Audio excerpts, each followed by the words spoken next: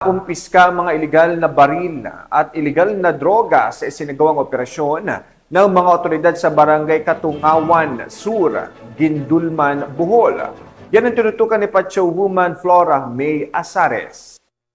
Arestado ang isang lalaki matapos mahulihan ng baril at droga sa ikinasang buy-bust operation ng Gindulman PNP sa Barangay Ginakot, Gindulman, Bohol noong ika-18 ng Enero taong kasalukuyan.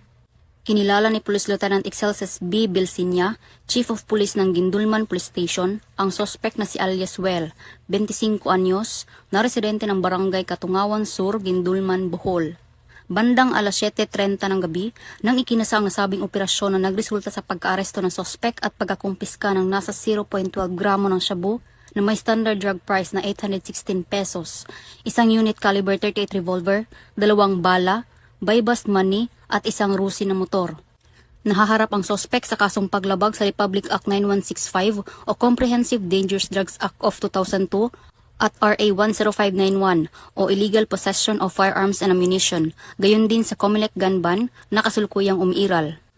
Ang matagumpay na operasyon ng mga kapulisan ng Gindulman ay patunay lamang ng kanilang dedikasyon upang matiyak ang kaligtasan at kaayusan ng ating komunidad. Dahil dito sa bagong Pilipinas, ang gusto ng pulis, ligtas ka. Mula dito sa Central Visayas, ako ang inyong PNN correspondent, Patrolwoman Flora May Azares, alagad ng batas, tagataguyod ng balitang pulis.